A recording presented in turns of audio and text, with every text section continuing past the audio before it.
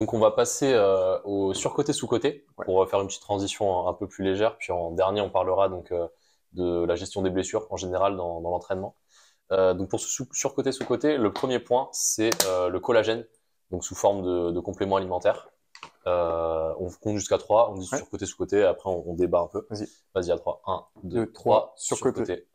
Ouais. Non, non, sous-côté pour moi. Ok. Ok. Donc moi sur côté. Ok. Pourquoi sous-coté? Dans le sens où il y a beaucoup de personnes qui vont mettre en avant la science en disant oui, le collagène, c'est pas parce que tu en prends sous forme de complément que ça va se synthétiser dans les tissus, etc., etc. Mais personnellement, pour en avoir pris pendant très longtemps, j'en prends toujours. Et à tous les athlètes que j'ai fait tester, enfin après moi j'ai mes protocoles à moi on va dire, mais je vais revenir dessus là, je vais détailler.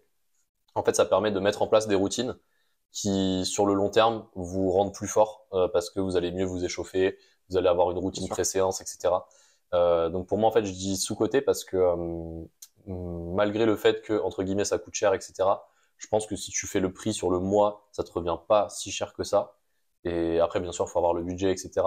Et c'est toujours une histoire de priorité. Par Mm. exemple, je pense que c'est mieux de dépenser de l'argent dans un Complètement. coaching Ouais. que de dépenser l'argent dans un pot de 4 kilos de collagène. Surtout si vous y connaissez pas grand Ouais. chose en prépa physique, etc. Mais si vous voulez optimiser le truc et une fois que vous avez déjà les bases, machin et tout, si vous avez déjà un coach à la limite, rajouter le collagène, je pense que ça peut être vraiment bénéfique. Enfin, plus pour la partie escalade. Je pense ninja un peu moins parce que ça se joue plus au niveau des doigts et je pense que c'est rarement le cas que les doigts ce soit un vrai facteur limitant en ninja dans le sens où que Ouais, tu te si, ça blesses peut au arriver. doigt avant de te Ouais. blesser aux épaules, tu vois. Enfin, Ça peut arriver. on va en parler, Parce que mais on a aussi des réglettes, donc. ok. Mais tu vois, ouais, par exemple, moi, le collagène, en gros, le protocole, il est assez simple. C'est 0,2 grammes de collagène par kilo de poids de corps. Donc, ça fait à peu près 10 grammes par dose, enfin par prise. 30 minutes avant de faire sa séance. Souvent, ce que je fais, c'est je le mets dans le café. Comme ça, en plus, il y a la caféine du café 30 minutes avant, etc. Donc, ça fait synergie pour faire une bonne séance. Avec de la vitamine C, donc un fruit. Souvent, ça va être un kiwi, une clémentine, si j'ai vraiment pas de fruits, vitamine C en complément alimentaire. Et donc après, c'est 30 minutes. Souvent, c'est le temps d'aller à la salle en voiture. Là, je commence mon échauffement et échauffement très progressif qui va cibler les tissus que vous voulez cibler. Donc, typiquement, en escalade, ça va être échauffement progressif sur les doigts, sur les bras et sur les épaules. Enfin, pour faire vraiment simple, en gros, des suspensions et des tractions de manière progressive pour vous échauffer vraiment pour votre séance de grimpe. Et en fait, toute cette routine mise en place va faire que je pense que le collagène, c'est sous-coté.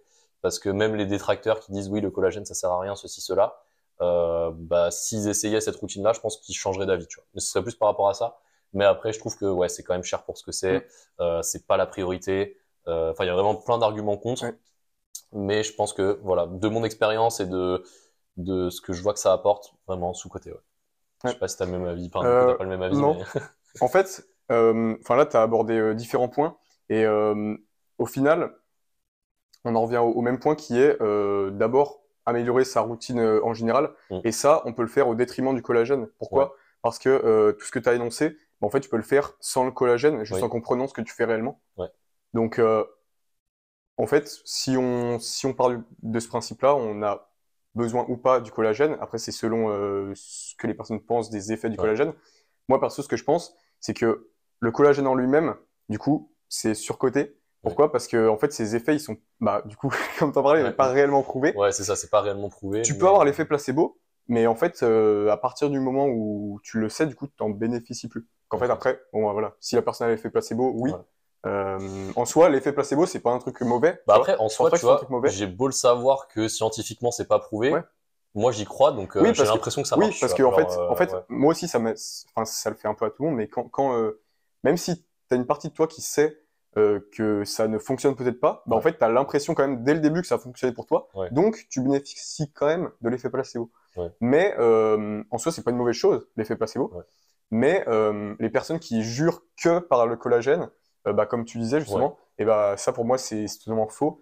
Et les personnes qui vendent du collagène pour vraiment pour ces effets-là ouais. sur la récupération. Surtout s'ils mentionnent pas le fait que il faut charger ces tissus via un entraînement pour que ça Aussi, ait potentiellement un aussi, effet. parce que C'est, ouais, enfin, comment ça marche le collagène en fait, c'est que ça va d'abord être les fibroblastes, donc en gros c'est un peu l'unité centrale en fait, ouais, qui va demander via l'activation par le mouvement, donc la tension mécanique ou autre, de créer du collagène, bon, on va pas trop rentrer dans les détails, mais Ouais. du procollagène, etc., qui va se synthétiser, et ensuite ça va se transformer en peptides de Ouais. collagène, qui vont arriver vers les muscles, etc., vers le sang, etc. Et pourquoi est-ce que moi, perso, je trouve que le collagène, c'est surcoté? Parce que ça n'a pas d'action sur ces fibroblastes. Ouais. Et donc, pour que ça marche réellement, ou en tout cas à un haut pourcentage, il faudrait que ça ait une action dessus, pour que ça engendre tout le processus. Ouais. Bon, il y a une étude qui fait un peu mal à voir, tu vois, mais toutes les études qui ont trouvé un effet positif, c'est des études qui ont été faites in vitro et Oui. sur des peaux de souris. Oui, c'est ça. Et par contre, à l'inverse, il y a eu des études qui ont trouvé des effets positifs, notamment sur des tendinopathies, avec une meilleure vascularisation et moins de douleur. Tu vois. Ça, est-ce que ça vient du collagène directement, d'un effet placebo ou autre? On ne sait pas. Mais il y a quand même le bénéfice du doute. voilà, dans tous les cas, c'est pas, enfin, je veux dire, même autour de la science, autour de tout, c'est pas tout blanc et tout noir. Ouais. C'est toujours gris. Donc en ça. fait, on ne peut jamais être sûr à 100%. Maintenant, si la personne. Moi, ce que je dis, c'est faut tester. C'est ça. Si vous Exactement. avez l'impression que ça marche, ça marche. Si ça marche pas, ça marche pas. Exactement. Et que ce soit de l'effet placebo ou pas, dans tous les cas, à partir du moment où ça marche, en fait, pour la personne, bah, c'est ça le principal. Ouais, clairement. Voilà. Et maintenant, comme a dit Léo, bah, en fait, vaut mieux quand même investir sur des priorités et des choses plus importantes. Clairement. Que sur du collagène. Même juste mieux manger en général, tu vois. Genre, voilà. Faut pas prendre de la marque Eco Plus pour acheter son collagène. Juste améliorer tous ces facteurs santé et sa routine en général avant d'aller vers des choses un peu plus secondaires. Ouais, c'est ça, clairement. Bah, déjà, rien que, je sais pas, par exemple, marcher 1 heure par jour. Déjà, rien que si tu fais ça, bah, c'est mieux que juste de prendre du collagène si t'as des douleurs ou des trucs comme ça. Enfin, ouais, voilà, clairement, on se rejoint un peu sur l'idée. Mais en fait, je suis clairement d'accord avec tout ce que tu dis, c'est que, bah, même si t'as le bénéfice du doute, etc. En fait, on a juste, une approche différente, mais le fond reste le même. C'est ça. Voilà. Bah, c'est assez bien résumé, je trouve. Ensuite, du coup, on a le deuxième point. C'est la préparation physique dans le ninja en général. Vas-y, à 3. 1, 2, 3, sous-côté. Ouais. Bah, vas-y, je te laisse commencer. Alors, dans le ninja, il y a quelque chose qui est assez marrant. Bah, en même temps, c'est quand même aussi une discipline émergente. Ouais.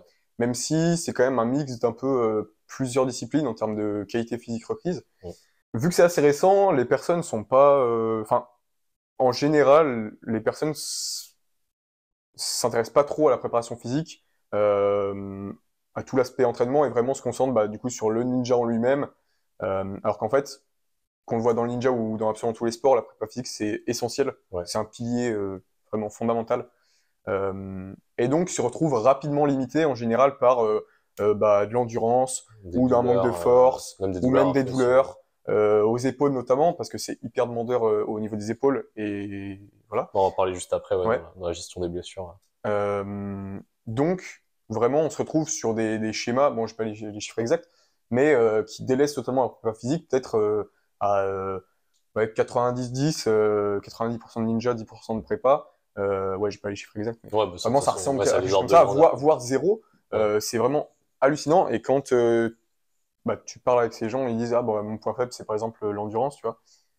Pourtant ils font juste des parcours, souvent le même type de parcours en plus. Donc vraiment je pense que c'est hyper sous-coté dans le ninja et même dans d'autres disciplines d'ailleurs. Ouais, clairement. Même si tu fais le parallèle avec l'escalade, la prépa physique c'est très sous-coté dans le sens où avant c'était très mal vu pour les grimpeurs de faire de la prépa physique. Il y avait vraiment cette école-là, des gens qui disaient oui, on devient fort en grimpant, en faisant de l'escalade sur le caillou. La poutre, ça sert à rien avant tel niveau. En fait, d'un côté, en fait, moi, ce discours-là, je le comprends dans le sens où, avant, t'avais pas tout ce qui était scientifique, et puis, t'avais aussi, beaucoup moins de tout ce qui se fait sur les réseaux sociaux, etc. Enfin, en fait, tu pouvais pas trop savoir ce que les gens ils faisaient à l'autre bout de la planète, tu vois. Et maintenant, en fait, tu le vois que, les gens qui sont forts en escalade, que ce soit les compétiteurs ou pas les compétiteurs, enfin ceux qui vont vraiment sur le rocher faire des perfs, tu le vois en fait déjà ils font tous de la prépa physique et encore plus ils font même de l'entraînement spécifique où en fait tu mixes prépa physique et escalade. Souvent c'est avec des boards, c'est vraiment style spray wall, etc.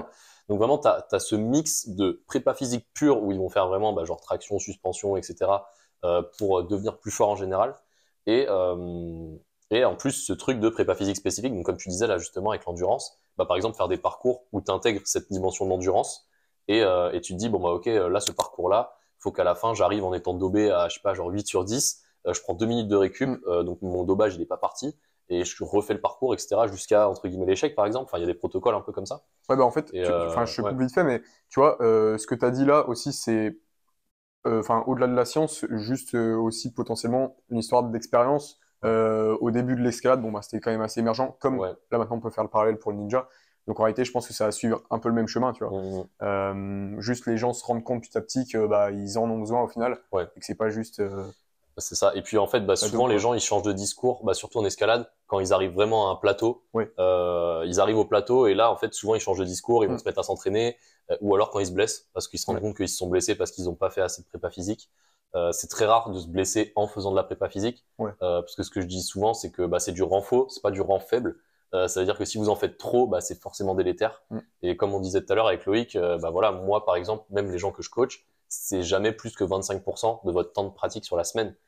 Donc, faut pas croire que si vous faites de la prépa physique ou que vous faites appel à un coach, que vous allez faire 90% de prépa physique et 10% d'escalade ou de ninja. Ouais, c'est pas le but. C'est pas du tout le cas et c'est pas le but non plus parce que, bah, à moins que votre but ce soit juste de devenir fort en renfort, bah, ça marche pas, quoi. Mais ouais, vraiment très très sous-coté. Et en plus, bah ouais, comme on disait juste avant, c'est hyper facile entre guillemets à intégrer dans sa routine, ne serait-ce qu'à l'échauffement, d'avoir rien qu'un échauffement structuré où tu as une logique de progressivité, etc. dans ton échauffement. Je pense que déjà ça c'est mieux que genre 90% des athlètes de la discipline, quoi. C'est vraiment. Clairement, bah surtout bah, en ninja, discipline émergente, etc.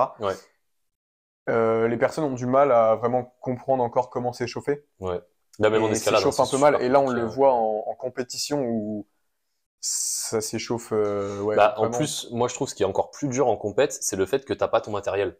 Genre, tu sais, par exemple, t'es habitué à t'échauffer sur certaines poutres, sur certains balanciers, etc. Là, ça se trouve, t'es dans l'arrière-salle, il n'y a pas de truc pour se balancer. La poutre, il y a 18 personnes dessus en même temps. Donc, il y a ça aussi à prendre en compte, la gestion du matériel et de comment s'échauffer, etc. Faut mettre des solutions en place, en fait. Aussi, t'as les personnes qui, bon, bah, avec le stress, entre guillemets, vont oublier des exercices parce que ils vont faire un échauffement, mais un peu en freestyle, tu sais, qui vont des fois mettre un exo d'échauffement, des fois non, et du coup, bah, ils en oublient. Alors qu'en fait, à partir du moment où tu as une routine d'échauffement tout le temps la même, bah, tu le fais en automatique, en fait. C'est ça. Et puis, même, ça te permet de quantifier ton niveau de forme, etc. Aussi. Voilà, vraiment plein de raisons qui nous poussent à dire que, clairement, la préparation physique, c'est sous-coté. Du coup, point suivant, pour rester un peu sur cette prépa physique, il y a un truc qui se fait beaucoup en ninja, c'est le Bring Sally Up challenge, que ce soit en traction, en pompe, etc. Qu'est-ce que t'en penses, sur côté ou sous côté? Alors, on fait à 3. Vas-y. 1, 2, 3, sur côté. Vas-y, bah, je te laisse commencer du coup. Alors dans le ninja, on fait du Bring Sally Up vraiment plus axé sur les tractions, parce que bah pompe, on va pas avoir tant besoin que ça de pompe. Ça va plus être de la suspension et ça va être quand même un exercice très compliqué vu qu'on va devoir rester du coup 3 minutes 24 suspendu. En général, en ninja, la majorité des gens vont prôner plus le sans délayer, donc c'est-à-dire sans lâcher un bras pour le reposer. Tu vas vraiment garder les deux bras toujours fixes et ne pas les bouger. Et tu vas faire du coup sur 3 minutes 24, 30 tractions. Donc c'est des tractions avec du tempo en fait, où il y a un moment où vous allez rester bloqué en haut, puis après vous redescendez. Pendant environ une bonne seconde. Et ensuite redescendre. Donc ça va être un exercice très compliqué. Mais pourquoi est-ce que j'ai dit surcoté? Parce que aujourd'hui, t'en as plein qui jurent par le Bring Sally Up. Alors qu'en fait, je sais pas moi, quand tu veux t'améliorer en saut vertical, tu vas en détente verticale, tu vas faire du saut. Tu vas pas faire même si tu vas quand même avoir un transfert, tu vas pas faire du squat lesté. Ça va toujours être mieux de faire du saut en termes de transfert. Bah, tu peux faire une sorte de progressivité dans le sens où tu fais un petit bloc de squat lourd, puis après tu vas te retransférer vers des sauts, etc. Mais je veux dire, en termes de transfert, ce sera jamais mieux que l'exercice en lui-même. C'est ça. Et t'as beaucoup de personnes qui jurent par ça et qui pensent qu'en faisant que du Bring Sally Up et en étant bon en Bring Sally Up, ils seront très bons en parcours d'endurance. Alors que déjà de 1, en réalité, dans un parcours, tu vas jamais rester deux bras collés comme ça, tu vas toujours délayer. Tu délayes au moins. Tu vas avoir potentiellement des pauses. Des fois, ça va être des parcours no foot, mais du coup, bah, il va aussi y avoir une différence parce que tu vas pas avoir les mains symétriques, et collées. Tu vas toujours avoir du mouvement, des décharges, etc. Donc en fait, vraiment jurer que par le Bring Sally Up, je pense que c'est trop surcoté. Je pense que ça peut être un bon exo d'endurance à mettre dans une phase de volume, par exemple. Là, je te dis surcoté, même si moi je le programme et j'en ai aussi. Mais je pense que c'est bien, en général, clairement, voilà, de pas uniquement se focus là-dessus, et également d'implémenter, pour les personnes qui en implémentent déjà, du bank salary up sans délayer et en délayant. Pourquoi? Parce que ça va aussi bosser ta capacité de récupération sur l'instant T et la capacité à métaboliser, à diminuer le stress métabolique en fait que tu vas avoir dans les avant-bras. Clairement. Et qui va être ton facteur limitant en fait sur le mouvement. Ouais, clairement. Sur le truc. Et aussi tu as l'aspect mental. Ouais, c'est ça. Mais du coup, ça m'amène à parler du deuxième point, c'est enfin de l'autre point qui est en rapport avec ça, c'est ce que moi j'appelle les tryhard challenge en général. Est-ce que tu penses que c'est surcoté, sous-coté à 3? 1, 2, 3, sous-coté. Ouais. Là pour le coup, les tryhard challenge, moi ça va être souvent des exos où le facteur limitant, ça va être le mental. Oui. Dans le sens où par exemple, je prends un exemple très basique mais très facile à comprendre, rester en planche, en gainage au sol le plus longtemps possible. Si tu es un athlète, je dis un chiffre au pif, mais peut-être que c'est possible que tu tiennes 15 minutes, tu vois, en planche.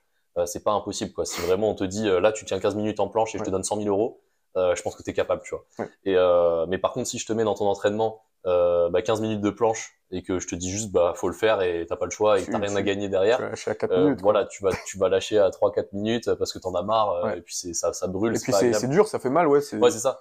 Et en fait, pour les tryhard challenge, il y a plein d'exercices, mais souvent ça va être voilà ce genre un peu d'exo où vraiment le facteur limitant ça va être le temps et la résistance à la brûlure, au mental, etc.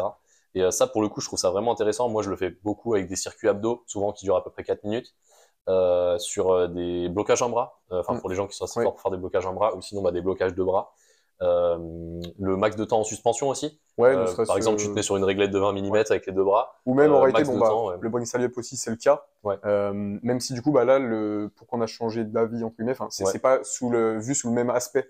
Là, pour le coup, c'est vraiment pour travailler l'aspect mental, résistance à la douleur, aller loin dans l'effort. C'est un truc qui se pratique. Forcer, ça s'apprend. En fait, c'est bête à dire, mais il y a des gens qui ne savent pas forcer. Vraiment, tu leur demandes de forcer, ils ne savent pas le faire parce que juste ils n'ont pas appris, quoi. Donc vraiment, c'est dans toute cette optique-là, en fait, tout ce qui va être tryhard challenge, je trouve ça hyper intéressant. Et moi, j'en mets assez souvent quand même dans les programmations. Et ça, par contre, tu vois, typiquement, le transfert. Alors, je sais pas trop comment ça marche vraiment le transfert mental, mais je sais que en tout cas, moi, j'ai l'impression, que ce soit au travers de mes élèves ou même moi, que ça se transfère plutôt bien, tu vois. Bosser le mental et repousser, arriver à repousser toujours. Dans un parcours en ninja et je pense en grimpe aussi, et ça joue de ouf parce que c'est une grande partie de la discipline. Surtout quand tu as une compétition où, par exemple, tu sais que juste des fois faire un demi-mouvement en plus, ça va te permettre d'avoir un plus sur ton score, qui te permet de passer devant un mec qui a fait juste le mouvement d'avant, quoi. Donc, tu as vraiment cette dimension-là aussi qui est hyper intéressante parce que du coup, le mental, ça fait vraiment partie de la performance. Et limite en escalade, c'est genre un tiers de la perf, quoi. Je pense qu'en ninja, ce serait ça aussi. Souvent, il y a des modèles où ils mettent en gros technique, tactique et physique. Et t'as en gros 33%, c'est genre les trois cercles qui se rencontrent un peu là. Mais ouais, franchement, même je pense à très haut niveau, le mental c'est limite genre 75%. Parce que à ce niveau-là, ils sont tous forts en fait. Enfin, genre niveau qualité physique, ils ont quasiment tous les mêmes. Ouais, bien sûr.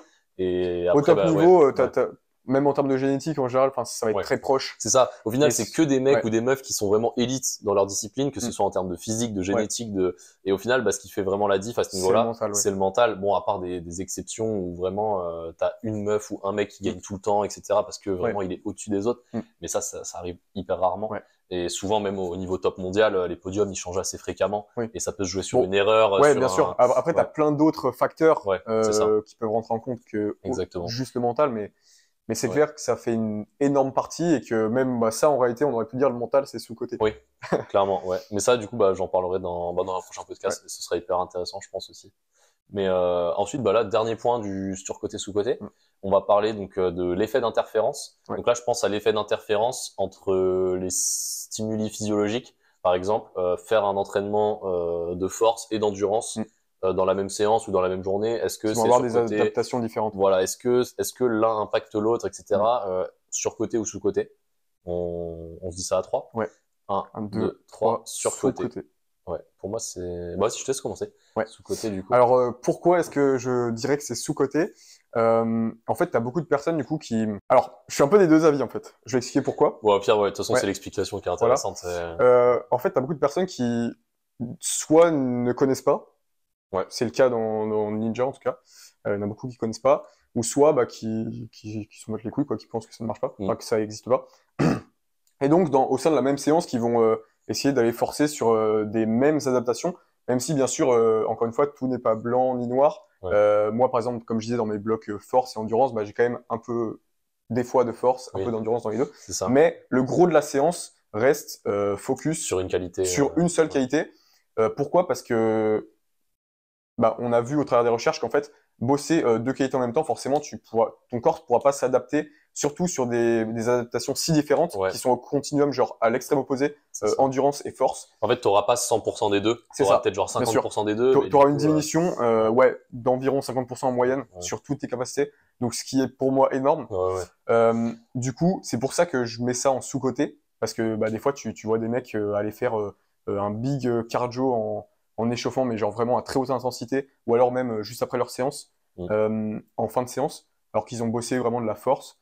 Voilà, pour moi, c'est pas la solution. Mais, bien sûr, par contre, en vrai, je te laisse donner ton point, parce que je crois que je suis d'accord avec toi. En fait, moi, j'ai mis surcoté, t'as dit. Oui, j'ai dit surcoté. En fait, moi, j'ai dit surcoté dans le sens où, en fait, souvent en escalade, on va faire 2 séances dans la même journée, une séance de prépa physique, une séance de grimpe. Et par exemple, c'est pas parce que vous faites de la force en prépa physique le matin que vous pouvez pas faire de l'endurance sur le mur l'après-midi ou le soir, et que vous allez moins bien vous adapter à l'un ou à l'autre. Et en fait, moi, je trouve le point qui revient souvent, c'est les gens qui sont pour l'effet d'interférence, qui pensent vraiment que ça existe, que c'est très délétère, etc. Ils s'en servent un peu d'argument pour, par exemple, ne jamais faire de cardio. Ils vont dire, et souvent ça va être dans la muscu, tu vois. Enfin, ça, j'en avais déjà parlé avec Maxwell sur le podcast numéro 2.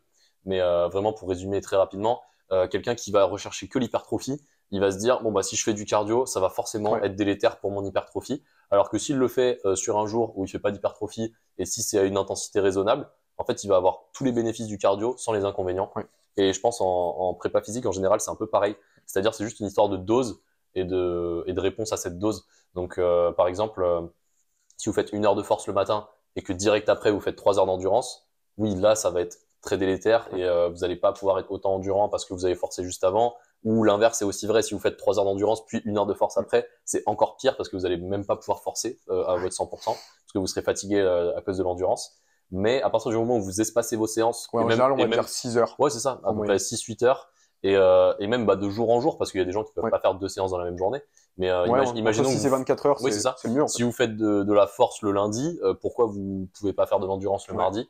Il y a aucune contre-indication. Et même il y a des formats de programmation comme le DUP qui vraiment se basent là-dessus pour vraiment tout travailler dans la même semaine. C'est typiquement en général ce que je mets en place. Ouais, clairement. Mais du coup, pour moi, c'est surcoté par rapport à ça, en fait. Dans le sens où il y a des gens qui s'en servent d'argument pour ne pas faire de cardio ou ne pas faire d'exo typé endurance ou résistance. Alors qu'en fait, c'est hyper important et que l'exercice à basse intensité, ça a vraiment beaucoup d'avantages, que ce soit en termes d'apprentissage technique, d'oxygénation des tissus, etc., qui au global, en fait, sont cruciaux pour progresser sur le long terme, en fait, tout simplement. Encore une fois, en fait, sur tout ce que tu as dit, je suis totalement d'accord, tu vois. C'est juste qu'en fait, on l'a pris d'un angle différent. En fait, nos avis restent les mêmes. Ouais, mais c'est pour ça, c'est intéressant, je trouve, ce format-là. C'est parce que tu peux avoir un avis différent en mode tu penses que c'est bien ou c'est pas bien, mais en fait, au final, ça se recroise et c'est hyper intéressant. Je crois qu'on a à peu près tout dit pour le surcoté, sous-côté. Et donc là, maintenant, on va passer à la partie vraiment gestion des blessures et des douleurs en général dans sa programmation et dans son parcours d'athlète en général, quoi. En tant qu'athlète, on est souvent confronté à des douleurs qui malheureusement des fois se transforment en blessures. Et donc on va vous parler un peu de ça, comment le gérer, que ce soit en termes de prévention, de rééducation, etc. Comment on s'y prend. Donc dans un premier temps, ce que je te propose, c'est qu'on fasse une sorte de top 3 des blessures les plus courantes que soit tu as vécu personnellement ou alors que tu observes en général dans le ninja. Moi, je ferais pareil avec l'escalade. Donc pour toi, le top 1 des blessures en ninja, le truc que tu observes le plus ou que tu vois ou que même peut-être tu as vécu toi-même, ce serait quoi ton top 1? Genre vraiment la blessure la plus courante. Le top 1 en ninja, on en a déjà parlé un peu plus tôt, c'est les épaules. Les épaules, on encaisse de ouf sur les épaules, ne soit que sur les décharges, les fly, etc. On est tout le temps sur les épaules. Donc vraiment, c'est le top 1 des blessures au niveau des épaules, surtout des tendinopathies, très peu d'arrachements, mais ça peut arriver. Luxation, ça arrive des fois ou... Aussi. Mais grande majorité, c'est juste des tendinopathies classiques. Comme des rotateurs un peu. Ok. Moi, top 1 des blessures en escalade, de même que j'ai vécu, c'est tout ce qui va être poulie partielle. Donc déchirure de poulie partielle au niveau des doigts. Et aussi, dans la même catégorie, je mets aussi un peu les déchirures aux muscles lombricaux. C'est des muscles qui sont à l'intérieur de la main, que vous allez vous déchirer souvent en faisant des préhensions en bidoigt ou en monodoigt. Donc quand il va y avoir une force de cisaillement un peu entre un doigt tendu et un doigt fléchi, ça va se déchirer en fait dans la main. Donc ouais, vraiment mon top 1, moi ce serait ça. Si t'as un top 2. Top 2, en fait ça va être la même chose finalement, les doigts, vu que ça va quand même être assez proche. Puis il y a quand même beaucoup de réception sur les doigts. Réception sur les doigts, réglettes, etc. C'est pour ça que pour pas se blesser, il va falloir bosser ça, quoi. Ouais. Donc ouais, vraiment aussi les doigts en ninja hyper fragiles, on va dire. Moi du coup mon top 2 ce sera les épaules. Ouais. Clairement, parce que mine de rien en grimpe on met l'épaule dans des positions des fois vraiment atroces. Tu te retrouves avec le bras complètement au-dessus de la tête en rotation externe. Enfin, tu te demandes comment ton épaule elle fait pour rester en place. Et il y a beaucoup de grimpeurs qui ne font pas de mobilité en général. Beaucoup de ninjas aussi. Ouais, aussi, carrément. Enfin, on va dire même beaucoup d'athlètes en général. Ouais, tout court, ouais. Tout sport confondu, il y a très peu d'athlètes qui font vraiment de la mobilité. Ouais. Et pour le coup, là, pour les épaules en grimpe, moi, j'ai jamais eu de problème aux épaules. Pareil, heureusement. Mais ouais, franchement, c'est un truc où des fois, t'as des petites piqûres de rappel en mode, t'as une micro-douleur à un moment et tu dis, OK, là, faut que je remette une petite dose de mobilité, etc. Et ton top 3, si t'en as un, si t'as une idée comme ça. Top 3, j'aurais pas. Je voulais juste rajouter, vraiment, en fait, moi, pour mon top 1 au niveau de l'épaule, on va pouvoir être dans des scénarios un peu dangereux, tu vois. Genre rater une main ou quoi. Et du coup, c'est pour ça que ça va être hyper important de bosser son épaule. On en parlera après. T'as cette notion d'imprévu Parce que tu peux arriver d'un coup à une réception bras tendu à un bras sur n'importe quel obstacle. Et là, ça peut être fatal. Déjà, juste si tu bosses ça, tu vas prévenir mais pas guérir. Ouais. Mais si tu bosses pas du tout, c'est là que 99% des gens se blessent, quoi. Ouais. Et moi, en top 3, j'aurais quand même tendance à mettre les blessures au niveau des genoux. Genre, tout ce qui va être déchirement des ischios, ménisques. En gros, ça va être des réceptions sur des chutes, vraiment pour faire simple en escalade. Donc soit un ischio qui pète sur un talon. Donc ça reste au niveau du genou parce que souvent ça pète au niveau de l'insertion distale, donc juste en dessous du genou. Sinon réception sur des ménisques, sur des même ligaments croisés, le genou qui tourne, etc. Donc genou. Après je m'y connais un peu moins en rééduque genou. Ischio je connais un peu, mais vraiment tout ce qui va être ménisque, croisé, etc. Ça je connais vraiment pas beaucoup.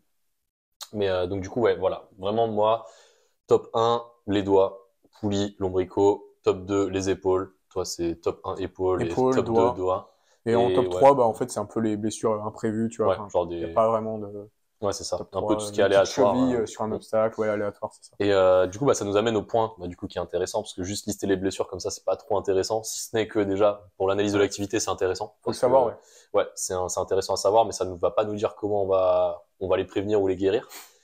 Du coup, là, je te propose de dire un peu quelles sont les routines, j'ai mis routine entre guillemets, qu'on met en place, que ce soit des exercices, une manière de s'échauffer, une manière de faire les choses qui fait qu'on va éviter ces blessures. Enfin, qu'est-ce que toi tu mets en place, par exemple, au niveau des épaules pour éviter toutes les blessures aux épaules, pour faire vraiment simple? Alors, moi, ce que je mets en place, pour absolument toutes les articulations d'ailleurs, hein, c'est dans le cas où je suis pas blessé, bien sûr, c'est que je mets en place directement en échauffement, donc j'en fais tous les jours. Et les jours où je m'entraîne pas en fait, et donc que j'ai pas d'échauffement, et j'en fais potentiellement juste 5 minutes. C'est des rotations articulaires contrôlées, donc d'absolument toutes les articulations. Donc vraiment aller chercher l'amplitude complète et totale sur toutes les articulations finalement, avec des mouvements de rotation. Donc pour les épaules, déjà juste faire ça, tu prends de l'avance sur 99% des gens qui le font pas. Parce que ça va prendre soin de ton épaule, ça va quand même à ce niveau-là prévenir des potentielles blessures, en tout cas les mitiger. Puis même, je trouve même les jours de repos où justement t'as pas d'échauffement, le fait de bouger et de pas rouiller en général, c'est vachement bénéfique pour la récup, je trouve. Donc je mets en place des rotations articulaires contrôlées de toutes les articulations. Et également, si jamais un jour, ça m'est très peu arrivé, mais ça peut arriver. Si un jour j'ai des douleurs par exemple aux épaules suite à un entraînement où j'ai fait une mauvaise réception, ça peut m'arriver de remettre quelques exercices de mobilité spécifiques à l'épaule le lendemain ou le jour même. Ça va dépendre en fait de là où j'ai mal, tu vois, la rotation interne, externe, mais vraiment spécifique sur l'épaule, quoi. Ouais, carrément. Moi, ce que je mettrais quand même, du coup, bah, moi, pour rappeler, le top 1, c'était vraiment les blessures au doigt. Ouais. Moi, le top 1 de la routine, enfin, du truc que je mets en place pour éviter ça, c'est échauffement progressif sur la poutre. Enfin, que ce soit une poutre, un tension block, donc un bloc où vous allez accrocher des poids, même que ce soit sur un spray wall ou quoi, échauffement progressif, commencer très léger, pied au sol, etc. et augmenter la charge très progressivement jusqu'à arriver à votre charge où vous allez faire votre séance. Donc, par exemple, si c'est une séance de volume, je vais pas autant m'échauffer qu'une séance de bloc max. Ouais. Mais par exemple, bah, si c'est une séance de bloc max, c'est pas incohérent de monter à limite presque une charge max sur mon échauffement. Tu vois, style par exemple monter en gamme sur une suspension à 2 bras sur 20 mm et je rajoute, je sais pas, 10 kg, 10 kg, 10 kg au début parce que tu peux monter de 10 kg en 10 kg quand c'est assez léger. Alors, si vous avez de la marge, hein, moi je prends mon cas, des fois je sais pas, je vais mettre 60 kg de laisse, donc si je commence à faire des paliers tous les 5 kg, mon échauffement il dure 1 heure.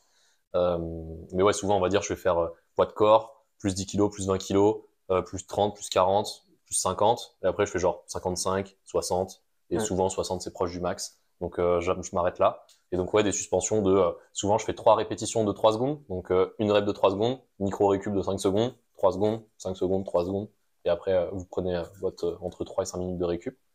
Mais pendant ces 3 à 5 minutes de récup là, je fais pas rien parce que c'est mon échauffement. Donc bah par exemple, je vais faire mes tractions, je vais faire du gainage, je vais faire des échauffements ischio.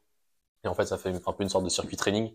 Donc voilà, et pareil bah du coup pour les bidois, mais juste bah au lieu de faire des suspensions comme j'étais en train de dire en semi-arqué sur 20 mm avec du lest, bah plus le faire bah, en tendu sur des bidois ou même sur des monos, quitte à le faire avec les pieds au sol et de tirer vraiment tout doucement dessus, très progressivement. Et en fait, bah, le fait de s'exposer à ce stress-là à chaque séance, bah, je disais tout à l'heure bah, que des fois on faisait 4 séances par semaine.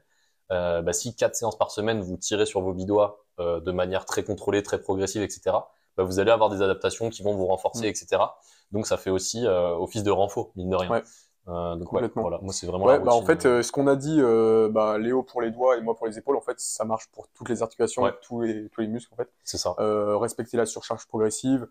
Et enfin là, c'est même pas la surcharge progressive, c'est la progressivité dans l'échauffement. C'est ce que je voulais dire. Et oui aussi, enfin du coup, ça se rejoint la surcharge progressive sur les entraînements. Où bah là, par exemple, peut-être que en semaine 1, je vais mettre 10 kg sur mes suspensions et en semaine 30, je vais mettre 30 kg. Parce que du coup, j'aurais progressé très progressivement de séance en séance, carrément. Hyper important la progressivité. Et même ne serait-ce que pour la mobilité, bah, notamment l'épaule ou même n'importe quoi, bah, ça va en fait engendrer entre guillemets de l'hypertrophie. Et est-ce que tu respectes aussi la progressivité au niveau de l'intention que tu mets dans tes rotations? Ouais. Parce que moi, je sais que, par exemple, enfin là, du coup, je te donne l'exemple, tu me dis si c'est un truc que tu fais ou pas. Moi, par exemple, je vais mettre 3 séries de rotation articulaire contrôlée des épaules, par exemple. Je vais me dire, OK, 3 séries par bras. Et la première série, je la fais à 50%, la deuxième à 75% et la dernière à 100% d'intention. Donc d'intention de force maximale. Est-ce que c'est un truc que toi tu fais ou est-ce que tu fais genre tout à 50%, tout à 100% comment tu gères un peu ce genre de truc Ouais, déjà, faut vraiment comprendre la notion de 100% du coup, qui est l'effort max sécuritaire. Donc c'est si t'es blessé, bon bah tu vas t'arrêter au moment où t'as ta douleur, qui va être ton 100%. Moi, en général, mes rotations articulaires, je les fais à 100% ou 90%, pardon. Ok, genre même à l'échauffement, quoi. Ouais. Ok. Ouais. Sachant que, en général, les rotations articulaires, vraiment, je vais les faire pour toutes les articulations à entre 90 et 100% d'échauffement. En général, 2 séries avec une dizaine de reps, en fait. Donc, une dizaine de reps. Par exemple, pour l'épaule, bah, ça va faire une rep, ça va faire là, on revient, et ici, ça fait une rep. Donc c'est pas juste un aller-retour. Voilà. En fait, c'est ça, un aller-retour. Moi, tu vois, par exemple, pour les épaules, je fais, enfin là, j'ai fait la séance il y a pas longtemps, c'est pour ça que je m'en souviens bien. Je fais séance antagoniste, du coup, dans mon échauffement, je fais 3 séries de 3 reps. Un aller-retour, c'est une rep, du coup.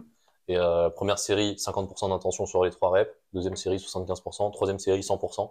Du coup, j'ai que 3 reps à 100% sur ma séance. Et même avec ça, je trouve que ça suffit. Ouais, 10 reps, ça me paraît beaucoup en vrai. Faudrait que je teste. Mais, je sais pas, j'ai l'habitude de faire entre 3 et 5 reps. Du coup, peut-être que 10 reps, j'arriverai pas à forcer à 100%, tu vois. Bah, forcément au bout d'un moment, enfin, sur tes 10 reps, tu perds forcément un peu. Ouais, mais tant que ça reste ton 100%, ton 100% baisse. Oui, mais si ça reste ton 100%, c'est bon. Ouais. Donc, c'est pour ça.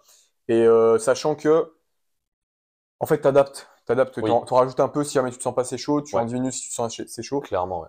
Là, par les temps qui courent, qu'il fait froid, Dehors, bon, bah là, ça passe bien. Et des fois même, je rajoute.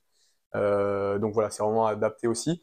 Et par contre, quand je vais faire de la mobilité plus spécifique sur l'épaule visée, genre des pale rails ou quoi, en rotation externe, interne, tout ça, bah là, je vais monter vraiment graduellement, quoi. Ouais. Et ouais, clairement. Bah, tu vois, ouais, moi, les pale raise, j'avais vraiment cet exemple. Ouais, j'en fais beaucoup pour les poignets, genre flexion-extension. Et ouais, c'est genre des séries où je fais ouais, 2 minutes d'étirement, 10 secondes à 100%, 10 secondes à 100%, enfin 10 secondes en flexion à 100%, 10 secondes en extension à 100%, 30 secondes d'étirement, 10 secondes, 10 secondes. Et au final, ouais, la série, elle dure à peu près 5 minutes, parce qu'il y a encore 2 minutes d'étirement à la fin. Mais en général, à ce moment-là, tu montes graduellement, tu montes pas direct à 100%. Ok, ouais, moi je fais... Tu le fais direct à 100%? Ouais, en fait, je fais les cars et direct les pèse raise à 100%. Okay. Et je fais que 2 séries de pèse raise, tu vois. Genre en mode 10 secondes de pales, 10 secondes de rails, 30 secondes d'étirement entre et 10 secondes de pales, 10 secondes de rails. Je voulais dire progressivement en termes de pourcentage, vraiment dans ta série. Dans les 10 secondes. Genre, oui. En gros, tu montes pendant peut-être 4 à 5 secondes et ensuite 10 secondes de clairement. 100%. Non, en gros, dans les 10 secondes, je vais faire très progressivement du style 10, 20, 30, 40. Et en général, j'ai le 100% pendant à peu près 3-4 secondes. Tu vois. Mais oui. Enfin, ok. Je pensais que tu disais, par exemple, tu faisais une série de pales à 30%. Comme tu fais en 15. Ouais, voilà, exactement. Ça, ouais, non, ça, je le fais pas. Non. Mais ouais, ok, ouais, ça rejoint ce que tu disais. Ouais. Et ok, bon, en vrai, hyper intéressant. Donc ouais, vraiment rotation articulaire contrôlée à fond. Ouais. Ça, je suis d'accord, clairement. C'est hyper important. Et même les jours où vous vous entraînez pas, d'avoir une petite routine de mobilité, que ce soit juste des assouplissements ou des rotations articulaires contrôlées ou un mix des deux, d'une dizaine de minutes dans la journée, ça prend pas beaucoup de temps. Ouais, franchement, en vrai, c'est pas cool, tu vois, c'est pas hyper plaisant non plus. Mais en fait, à partir du moment où tu sais pourquoi tu le fais, et ce que ça t'apporte, et les bénéfices surtout que ça t'apporte, c'est surtout que moi je trouve que 10 minutes sur 24 heures, c'est rien. Et en fait, le ratio coût-bénéfice, il est énorme. Et surtout, bah, tu sais, moi, souvent, c'est genre, je mets ma musique, je suis là, je suis en mode autopilote pendant 10 minutes, et limite, après, ça m'a fait du bien, quoi. Je suis pas en mode, oh, c'est chiant, faut que je le fasse. Ouais, tu peux écouter un podcast, de la musique, n'importe. Ouais, c'est ça. Profitez-en pour écouter le Vertical Podcast, d'ailleurs, on l'a conseillé. Très, très bon podcast. Mais ouais, c'est un truc, franchement, ça passe à la trappe tellement de fois. Je sais pas en escalade, en ninja, il y a personne qui en fait. En escalade, il y a quasiment personne. Ouais. Genre, et c'est trop important. C'est trop niche encore. Genre, déjà, la mobilité en soi, c'est niche. Alors, la mobilité dans l'escalade, laisse tomber. Tu fais ça. Ça arrive petit à petit en France. Donc, et ouais, au final, je pense que le fait que je me sois jamais blessé aux épaules, c'est vraiment dû à cette philosophie de vraiment rotation articulaire contrôlée. Et du coup, après, bah, d'intégrer ça sur des mouvements. Je prends par exemple l'exemple des tractions nuque. Genre ça, c'est un truc que j'ai fait pendant très longtemps. Enfin, en ce moment, j'en fais beaucoup moins parce que j'ai plus trop le setup. Mais par exemple, faire des tractions nuque avec des temps d'ISO quand t'es limite en position de squat avec la barre vraiment collée aux épaules. Ça, c'est des trucs que j'ai fait pendant genre très longtemps. Et j'avais des épaules hyper mobiles. Et enfin, du coup, c'était pas hyper lax, c'est vraiment hyper mobile dans le sens où j'étais fort dans l'amplitude. Et j'ai jamais eu de problème aux épaules. Parce qu'en fait, ça, c'est les gens ont du mal à faire la différence entre. Bah, du coup, typiquement, tu prends le développé nuque, ça dit traction nuque. Vraiment traction nuque. Traction nuque, où bah, y a beaucoup de gens qui sont blessés là-dessus. Donc, du coup, bah, automatiquement, tu te dis, bah, c'est mauvais mouvement. En fait, c'est juste à adapter selon la personne. Si t'as pas la mobilité pour, bah, tu es blessé. C'est la charge que tu mets aussi, tu vois. Par exemple, moi, je sais qu'au moment où je faisais ça, j'avais une traction lestée à 65 kg. Et au poids, enfin, les tractions nuque, je les faisais au poids de corps. Enfin, je crois au max, je suis monté à 15 kg de lest, avec des temps d'ISO de 3 secondes, tu vois, où genre, je faisais 3 reps avec 3 secondes d'ISO. Enfin, ça n'avait rien à voir en termes de charge comparé à ce que je pouvais mettre sur des vraies tractions, tu vois. Vraiment, faut avoir un contexte et adapter ça par rapport à soi aussi. Donc, ouais, c'est comme le Jefferson Curl, par exemple. Bah, moi, j'en fais faire. Ça fait polémique de ouf. J'en fais faire et j'en fais. Et en fait, c'est juste une question de charge, dans le sens où c'est pas dangereux de faire un soulevé de terre dos rond, enfin, ou de faire du Jefferson Curl. Ce qui est dangereux, c'est de le faire avec une charge qui est pas adaptée. Et je dis un chiffre au pif, mais tu vois, mon max en soulevé de terre, peut-être à l'instant T, c'est, je sais pas, genre entre 140 et 150 kg sur 1 RM. En Jefferson Curl, je suis jamais monté à plus que 60 kg. Et encore 60 kg, je l'ai fait genre sur 3 reps quand j'étais vraiment en forme. Souvent, ma charge, elle est entre 30 et 50 kg. Parce que tu en fais depuis moins longtemps et t'es forcément moins. Ouais, c'est ça. Ton corps est moins adapté à ça. Et puis même, tu mets du tempo, tu mets un bon temps d'étirement en bas, etc. Enfin, tu le fais pas en mode explosif, concentrique, comme du soulevé de terre, quoi. Alors, en fait, tout est question d'adaptation et il faut juste faire avec. Et pour conclure, bah ouais, vraiment, faites au moins des rotations articulaires contrôlées en escalade ou en ninja et ça vous préservera largement. moi, c'est aussi le cas. Tu vois, je me suis jamais blessé aux épaules en 2 ans de pratique, alors que c'est vraiment demandeur au niveau des épaules. Et bizarrement, des fois, souvent, ça m'arrivait d'arriver bras tendu, justement, comme je disais, à un bras, réception un bras, parce que j'avais raté une main. Et vraiment, je me suis jamais fait mal. Et je pense que c'est pas pour rien. Ouais. Je suis pas, Comme tu dis, puis je suis moi, pas Iron Man, tu vois. Ouais, j'ai vraiment l'exemple inverse aussi, c'est que au début de ma pratique en escalade, enfin, je pensais bien m'échauffer, mais je m'échauffais super mal à regarder a posteriori et tout, parce que bah, j'avais noté pas mal de séances que j'avais fait, etc. Donc déjà, je m'échauffais mal. Donc forcément, j'ai eu des petites blessures, genre des poulies partielles, des trucs comme ça. Ouais. Et depuis, on va dire que je m'échauffe bien, et encore, je pense que s'échauffer bien, c'est très subjectif. C'est plus genre j'ai trouvé la routine qui me convient et j'ai mis en place des trucs qui font que maintenant je sais que cette routine-là elle est bien pour moi. Mais par exemple si je fais faire ma routine à quelqu'un, il va se blesser. Tu vois par exemple clairement si je fais faire ma routine à un intermédiaire, il va faire une suspension à 50 kg dans son échauffement, c'est plus que son max, il va se blesser. Tu vois. Donc c'est toujours adapté. C'est ça, et vraiment c'est adapté et il n'y a pas un bon échauffement, il y a votre bon échauffement. Et c'est aussi ça, tu vois, par exemple, que je dis en coaching aux personnes que je coach, c'est que au début, je leur mets un schéma d'échauffement qui est très standard. Par exemple, je dis un truc au pif, mais je vais leur dire, bah voilà, là, tu fais 3 tractions, puis 5 tractions au poids de corps. Bah, il y en a pour qui c'est même pas de l'échauffement, tu vois. Enfin, genre, moi, tu me dis de faire ça, je peux le faire en me réveillant à 4 heures du mat d'un coup, tu vois. Enfin, alors qu'il y a des gens, faire 3 tractions, enfin, souvent, c'est les femmes qui font moins de tractions que les hommes. 3 tractions pour une femme, déjà, c'est beaucoup, tu vois. Enfin, en mode, ça dépend du niveau de grimpe et tout. Bien sûr. Mais voilà, c'est adapté. Et c'est ça. Bah, en général, je pense qu'on fait pareil, hein, mais à nos coachés, tu donnes un template en fait. C'est ça. Et ensuite, bah, derrière, tu réadaptes avec lui aussi. Mais c'est surtout à lui de voir ce qui marche bien, tu vois. Et en fait, bah, du coup, c'est pour revenir à ce que je disais, c'est que depuis que je m'échauffe bien, entre guillemets, bah, j'ai jamais eu de blessure au doigt. J'ai eu que des petites douleurs et c'est des petites douleurs qui partaient très vite, souvent genre en 2-3 semaines, c'était disparu parce que je mettais les choses en place pour les faire disparaître. Alors que j'ai quand même un gros volume de grimpe. Moi, je note un peu tous mes temps de séance, etc. Je fais minimum 4 séances de grimpe de minimum 2 à 3 heures par semaine. Donc en gros, je grimpe entre 8 et 3 x 4, 12, entre 8 et 12 heures de grimpe par semaine. Et dans ces 12 heures, je pense que tu as au moins 6 heures à haute intensité, tu vois. Donc c'est pas rien, surtout quand tu fais ça pendant des années, tu vois. Enfin là, du coup, ça va faire 5-6 ans, quoi. Donc, enfin, non, pas 5-6 ans que je fais autant de séances, mais on va dire 2-3 ans que je fais autant de séances. Mais ouais, enfin voilà, j'ai jamais été aussi peu blessé que depuis que je m'entraîne vraiment beaucoup. Donc, enfin, je pense que les deux vraiment sont corrélés. Et comme tu disais, ouais, c'est pas, c'est pas un hasard. C'est pas un hasard, c'est pas pour rien. Et du coup, bah, ça nous amène à la deuxième partie de cette partie gestion des blessures, c'est que bon, on a beau faire tout ce qu'on veut pour les prévenir, il y a un moment, ça va forcément arriver, parce que bah, on est, comme tu disais, on n'est pas Iron Man, on n'est pas invincible. Il peut toujours y avoir un imprévu, une chute, une mauvaise réception. Je sais pas, par exemple, tu vas faire un camp d'entraînement avec des gens qui vont te pousser et tu vas faire un truc que tu n'aurais pas dû faire et tu vas te blesser à l'instant T. Avec l'effet de groupe, c'est ça exactement. Aussi, ou même en compétition, vous allez vouloir forcer plus que ce que vous êtes capable parce que vous voulez vraiment réussir cette compète ou réussir ce truc-là et ça va vous blesser. Donc une fois qu'on est blessé, comment on réagit? Là, on va d'abord parler de, moi, je trouve ce qui est le plus important, c'est de faire le bilan de pourquoi on s'est blessé en fait. Et toi, qu'est-ce que tu mettrais dans ce bilan-là, un peu, enfin, comment t'analyserais, genre, tu viens de te blesser, qu'est-ce que tu fais comme analyse, un peu, qu'est-ce qui te vient en tête à ce moment-là, tu vois, quand tu viens de te blesser vraiment, t'essayes de comprendre en gros pourquoi tu t'es blessé, c'est quoi les étapes de cheminement logique dans ta tête, qu'est-ce qui se passe à ce moment-là, tu vois.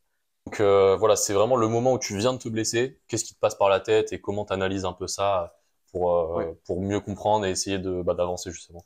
C'est marrant parce que moi je me suis blessé en début d'année, une deuxième blessure en milieu, mais c'était un autre facteur totalement. En fait, c'est assez simple, hein, je me demande vraiment, je réfléchis à pourquoi c'est arrivé, pour quelle raison, si jamais c'est une raison où je suis vraiment allé trop fort, comme on disait par exemple en compétition ou autre, ou alors est-ce que c'est un facteur plus environnemental, genre vis-à-vis de mon hygiène de vie, que ce soit le sommeil, le stress, etc. Voilà comment c'est arrivé, pourquoi, où, etc. Ok. Ouais, moi je suis un peu pareil, c'est vraiment faire le bilan. Déjà, je trouve qu'il y a deux catégories de blessures. Il y a les blessures chroniques, dans le sens où, par exemple, tu vas être en surentraînement, enfin, même si c'est pas du vrai surentraînement, tu vas accumuler peut-être un peu trop de volume et un peu trop d'intensité d'entraînement à un instant T, qui va faire que ton corps il va être plus enclin à la blessure. Et puis un jour d'un coup ça pète, mais pour aucune raison, mais parce qu'il y a eu toute cette accumulation juste avant. Ou alors, bah, comme tu disais, c'est une blessure vraiment sur l'instant T. Sur le coup, ouais. Vraiment blessure acute. Par exemple, tu te tords une cheville, tu fais un mouvement qui est vraiment hyper traumatisant en escalade et d'un coup, ça zip. Tu te déchires un mollet. Ouais, exactement. Enfin, vraiment, voilà, il y a ce facteur un peu aléatoire et il y a le facteur vraiment chronique, où là, c'est vraiment maîtrisable pour le coup. Et là, il faut savoir se rendre compte de là où tu as fait l'erreur et pouvoir derrière réadapter pour pas faire la même erreur. Ouais, c'est ça. Et du coup, bah, moi, je trouve le truc vraiment crucial, c'est le rôle de l'environnement. J'interromps rapidement cet épisode pour vous remercier de me suivre sur le Vertical Podcast. Et je vous invite, si vous êtes sur YouTube, à laisser un pouce bleu, un commentaire, à me mettre en commentaire des suggestions de sujets pour les prochains épisodes. Et si jamais vous êtes sur les plateformes comme Apple Podcast, Spotify, n'hésitez pas à laisser une review de 5 étoiles. Moi, ça me soutient énormément et ça me pousse à continuer. Merci d'avance et je vous laisse avec la suite de l'épisode. Et dans l'environnement, je comprends vraiment tout, que ce soit les relations humaines, le travail que tu fais, le temps de sommeil, l'alimentation. En fait, tout ce qui touche à votre environnement, vraiment, ça a un impact mais considérable sur votre niveau de forme, sur votre capacité de récupération. Le stress impacte énormément la capacité de travail et de récupération. C'est ça. Le rôle de l'environnement en général, moi je trouve le facteur déterminant qui déclenche souvent les blessures et même d'expérience, c'est le changement d'environnement. Vraiment, je sais pas, vous avez un travail et du jour au lendemain, vous changez de travail ou vous changez de lieu d'études. Je sais pas, vous étiez en couple et du jour au lendemain, vous êtes plus en couple. Vraiment un truc comme ça, un élément déclencheur qui va faire que vous êtes beaucoup plus stressé que d'habitude. Ça peut même être l'alimentation. Je sais pas, par exemple, si vous changez de régime, imaginez un jour vous êtes carnivore et du jour au lendemain vous dites ah bah là je deviens vegan, mais du jour au lendemain sans transition, ça pareil, ça peut être précurseur de blessure, ou dans le sens inverse d'ailleurs, hein, si vous étiez vegan et que vous vous mettez à manger de la viande, ça peut avoir le même effet. Mais voilà, vraiment changement d'environnement pour moi c'est un red flag. C'est vraiment quand il y a un changement d'environnement, faut faire hyper attention, reprendre les choses encore plus progressivement, etc. Et après, bah, moi, une fois que je suis blessé et que j'ai un peu fait ce bilan et que je me suis rendu compte que c'était soit lié à l'environnement, soit lié à moi, enfin, genre une mauvaise chute ou un truc, bah après, là, il y a toute la partie guérison qui va se mettre en place avec la rééducation, etc. Et ça, je pense, en vrai, on va pas avoir le temps de rentrer trop dans les détails, mais moi, le seul truc que je veux citer qui est vraiment important, c'est, je pense que tu me rejoignais un peu aussi là-dessus, on en parlait un peu avant en off, c'est moi j'appelle ça la théorie de la douleur ou l'échelle de la douleur, enfin, je sais pas trop quel nom ça a vraiment scientifiquement. Mais ça se rejoint, c'est la même chose. Bah vas-y, si tu veux détailler un peu du coup le avant, pendant, après, l'espèce d'échelle, etc. Déjà, première chose, avant de vraiment rentrer là-dedans, c'est que pour tout ce qui... en fait, vraiment, un point que je veux appuyer, c'est attendez pas que ça pète avant de vous en occuper. Ouais, voilà. Quand vous changez, comme on disait, d'environnement ou quoi, bref, dès que vous avez une douleur... Souvent, tu as des signes, tu as des douleurs avant-gardistes. Écoutez-la. Après, par contre, il y en a, du coup, dès qu'ils ont une petite douleur, ils arrêtent tout. Et là, ça c'est très délétère aussi. Faut savoir faire la part des choses. Et mais vraiment, faut s'écouter, faut pas... moi, perso, ça m'est déjà arrivé. Pareil. Vraiment. Pareil, c'est coupable à 100%, tu vois. En mode, tu changes d'environnement. Tu fais la tête de nul, tu veux pas écouter, et en fait, ton corps, au bout d'un moment, il te dit... il te dit stop. Et s'il te dit pas stop, ça pète, et là, il te dit littéralement stop, quoi. Donc, vraiment, s'écouter, je pense que c'est le plus important, et pas attendre que ça pète avant de se bouger le cul, en fait. C'est ça, surtout, c'est être actif sur sa rééducation. C'est ce que je disais un peu aussi avec Maxwell, sur le fait que si vous vous renseignez pas sur votre blessure ou sur vos douleurs, il y a personne qui va le faire à votre place, et même si vous êtes hyper bien encadré par des médecins, des kinés et tout, posez-leur des questions. Enfin, intéressez-vous au truc, soyez impliqués dans le processus de guérison. Ça guérira encore mieux parce que vous comprendrez pourquoi vous faites ce que vous faites. Exactement. Vous aurez beaucoup plus d'adhésion, etc. C'est ça, exactement. C'est clair. Maintenant, concernant du coup le avant, pendant, après, moi en général, ce que je conseille à mes élèves qui ont une blessure, enfin qui sont du coup en rééducation vraiment, et que j'applique aussi, c'est que, alors je sais que ton échelle n'est pas tout à fait la même que la mienne. Moi, mon échelle, je pars du niveau 1 à 10, sachant que 10, c'est la pire douleur du monde, vraiment à en mourir, quoi. Et 1, du coup, c'est... Enfin, 0, c'est aucune douleur, en fait. Et ce que je dis, c'est que avant, du coup, c'est pas tout à fait sur pareil. Ce spectre. C'est sur un spectre. Moi, je pars du principe que pendant, par exemple, l'exercice de rééducation, il faut pas que ta douleur dépasse, du coup, 2 sur 10. C'est une échelle quand même assez... subjective. Voilà, je ne trouvais pas le mot. Subjective, mais on essaye de tendre vers ça, pas dépasser 2 sur 10. après l'exercice ou ta séance de mobilité, donc vraiment quelques heures après, et un jour après, 24 heures après. Faut pas que ça ait dépassé 2 sur 10. Après, sinon, c'est que la charge à l'instant T, elle était trop importante. C'est ça. Donc, à ce moment-là, si c'est disons 5 sur 10 que vous ressentez, bah, du coup, vous savez que vous êtes allé un peu trop fort. Il faut un peu diminuer. Sachant que vu que c'est un spectre, bon, bah voilà, toi, tu utilises le avant qui, moi, est mon après, du coup, enfin 24 heures après, parce que logiquement, vous n'allez pas faire une seule séance dans une semaine de rééducation. C'est ça. En fait, moi, je demande souvent à la personne quelle douleur elle ressent avant sa séance, donc vraiment quand elle est au repos. Je prends l'exemple type d'une blessure au doigt, style une poulie partielle ou quoi. Souvent, une poulie partielle, ça fait mal quand vous mettez de la pression sur la poulie. Donc, quand vous pincez avec vos doigts, ça fait mal vraiment quand vous appuyez. Juste le fait de palper comme ça. Je vais dire à la personne, bon bah voilà, tu as mal à combien de sur 10, sachant que moi, mon échelle, c'est 0 sur 10, bah, c'est aucune douleur comme toi. Et moi, perso, mon 10 sur 10, c'est la pire douleur, mais que tu peux ressentir sur l'endroit où tu as la douleur en question. Donc là, par exemple, si je prends l'exemple du doigt, peut-être que pour moi, un 10 sur 10, ce serait tu t'écrases le marteau, enfin, tu t'écrases le doigt avec un marteau, tu vois. Donc voilà, ce serait un peu ce genre de douleur-là. Tu vas peut-être pas en mourir, mais t'es pas loin, quoi. Et donc, du coup, bah, je dis à la personne de jamais dépasser 4 sur 10. Sachant que 5 sur 10, c'est déjà le moment où vraiment tu fais des grimaces et t'es vraiment pas bien, quoi. Donc, 4 sur 10 vraiment dans toutes les situations. Et si ça dépasse 4 sur 10, là, c'est vraiment qu'il y a un truc qui va pas dans la gestion de la charge en général. Complètement. Et je vais dire à la personne, bon, bah voilà, imaginons que ta douleur avant la séance, c'est 2 sur 10. Pendant la séance, on va monter jusqu'à 4 sur 10. Si après la séance, tu as plus mal que 2 sur 10, et quand je dis après la séance, c'est plusieurs heures après la séance, bah là, c'est peut-être que la charge était un peu trop importante. Mais si après une nuit de sommeil, la personne elle se réveille et elle a moins mal ou pareil que la veille, je considère que la séance elle était juste à la bonne charge, dans le sens où elle a eu le temps de récupérer de sa séance en une seule nuit entre guillemets, et donc bah, c'est que la charge était pas trop élevée en termes de capacité de récupération. Donc je dis un truc au pif, mais imagine tu as une blessure au biceps et tu fais genre des curls à 10 kg. Si ta douleur elle augmente pendant ta séance, mais qu'après le lendemain elle était au même point de départ, bah, peut-être que la séance d'après tu vas rajouter une ou deux reps ou peut-être 1 kilo en plus, etc. Et jusqu'à en fait retrouver des niveaux de force d'avant blessure en fait tout simplement.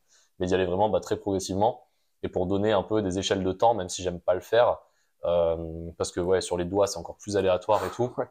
Mais d'expérience, une poulie partielle en escalade, je dirais qu'en 3 mois, tu dois avoir récupéré à 100%, tu vois. Dans le sens où tu vas pas t'arrêter de grimper. Après, il y a toute la partie strapping, etc. Là, pareil, on va pas rentrer dans les détails parce que c'est un podcast, donc en plus, là, il faudrait faire les straps en vidéo et tout, ce serait vraiment trop compliqué. Mais la plupart des gens vont quand même vous conseiller de strapper pendant votre séance. Moi, je le conseillerais aussi, mais pas de se strapper pour le renfort, pour le coup, parce que bah, du coup, ça va diminuer l'aspect proprioception, résistance à la douleur et tout. Donc pas de strap pendant la rééduque, mais du strap pendant la grimpe, parce que tu vas pas arrêter la grimpe pendant ta rééduque, surtout si c'est qu'une poulie partielle, dans le sens où tu peux encore utiliser les préhensions tendues, etc. Et puis même le fait de bouger tout son corps au sport te fait guérir plus vite, entre guillemets, tant que tu vas pas sursolliciter. Vasculariser. Tant que tu ne sursollicites pas le tissu en question pendant ta séance de sport, ça va bien se passer en général. C'est ça. Et du coup, bah, après, voilà, je gère la charge en fait en fonction de cette échelle de douleur, avant, pendant, après. Et souvent, ça se passe assez bien. Et je dirais que une poulie partielle, franchement, si vous la traînez pendant plus de 3 mois, c'est que vous avez mal géré votre rééducation, quoi. Et globalement, en réalité, 3 mois, ça va être pour toutes les blessures classiques, entre guillemets, ça va être vraiment... un mois ou deux, Après, forcément, ça va dépendre. Mais tu vois, moi, je prends tendinopathie de l'épaule. Ça va jouer entre 1 mois et demi et 3 mois en moyenne. Mais plus de 3 mois, il commence à y avoir un problème de rééduc, quoi. Soit vous faites mal votre rééduc, soit vous faites trop de rééduc et pas assez de sport. Enfin, il y a un équilibre qui est pas trouvé, quoi. Donc, il faut se poser des questions. C'est ça. Mais après, c'est toujours difficile de rentrer dans les détails. Ça dépend quand même. Ça dépend de trop de facteurs. Donc là, c'est plutôt des grandes lignes qu'on vous donne. Ça. Et après, essayez de vous entourer de personnes compétentes, que ce soit des kinés, des coachs, un médecin du sport. Quelqu'un qui sera vraiment expert dans le domaine où vous êtes blessé, ce sera toujours mieux. Et qui saura vraiment ce que vous avez précisément. C'est ça, exactement. Puis qui pourra vous donner des conseils de plan de rééducation, etc. Ce sera toujours mieux. Écoute, je pense qu'on a un peu tout dit pour la gestion des blessures. On va passer à la partie réponse aux questions. Ouais. Allez. Donc là, du coup, on va passer à la partie réponse aux questions. La première question qu'on a eue, c'est qu'est-ce que tu conseillerais à un ninja qui veut s'entraîner pour progresser en ninja sur une semaine type, donc en gros une semaine type d'entraînement sur 3 séances par semaine. Donc là, c'est une contrainte, vraiment, je t'impose 3 séances par semaine. La personne, elle a accès à une salle de ninja, de muscu, et voilà, elle a 3 séances par semaine pour progresser en ninja. En étant un pratiquant intermédiaire. Ouais, c'est ça, c'est un pratiquant, on va dire, quelqu'un qui a un bon niveau sportif de base, tu vois, qui sait faire des tractions, des suspensions et tout. Mais qui commence le ninja et qui commence le ninja et qui veut vraiment se perfectionner en ninja, tu vois. Ok. Pour 3 séances sur une semaine, du coup, donc une semaine type, je scindrais ça en, je pense, 2 séances un peu bloc ninja, où vraiment tu vas faire des parcours, bosser la technique sur certains mouvements, tes points faibles, etc. Et un bloc, du coup, un jour par semaine, plus prépa physique. Donc, à ce moment-là, je pense que je cyclerai ça sur un cycle force et un cycle résistance/endurance. Ok, donc sur la semaine, ça ferait par exemple un jour où tu fais ninja force, un jour où tu fais ninja endurance et un jour où tu fais que de la prépa physique. Non, pas tout à fait. En gros, tu ferais sur tes 2 séances vraiment des parcours. Du coup, dans ce cas-là, s'il y a 3 séances par semaine, je scinderais en 2 séances plus accès ninja, genre parcours, technique, bosser tes points faibles, etc. Techniquement. Et une séance plus renfo, prépa physique. Ok. Où là, du coup, ben, on cyclerait ça. D'un côté, alors en fait, il y aurait deux cyclages. Ok, donc en fait, la partie ninja, elle bougerait pas trop. En gros, tu aurais 2 séances entre guillemets de volume, si je fais un parallèle avec l'escalade. 2 séances de volume en ninja et une séance de prépa physique. Ou par exemple, tu vas la cycler, genre par exemple. Cycler en bloc force ou bloc rési/endurance. Ok. Sachant que, bon, bah, forcément, les séances de ninja varieront. Mais moi, ce que je conseille, bah, du coup, c'est vraiment dédier une demi-heure à 1 heure au début pour focus la technique. Parce que si c'est une personne intermédiaire, bah, elle va avoir besoin de beaucoup de technique et potentiellement de lacunes. Elle va être un peu meilleure sur l'aspect prépa physique au début. Du coup, vraiment focus ça à fond. Et ensuite, une demi-heure à 1 heure de parcours divers et variés. Comme j'avais dit, pour moi, par exemple, et bah, partir peut-être sur un premier parcours qui sera sur une difficulté estimée de 2 sur 5, 1 sur 5, pour vraiment finir de s'échauffer. Et ensuite, il va partir sur des 4/5 sur 5. Je pense que pour un intermédiaire, c'est bien de partir sur du 4 sur 5 en estimé. Histoire d'au moins finir ses parcours, etc. De pas trop être à l'échec et plus de faire du volume de pratique sur la séance. Exactement. Et bah, vraiment, encore une fois, comme on avait dit, bah, s'entraîner avec des gens, s'entourer, c'est vraiment super important.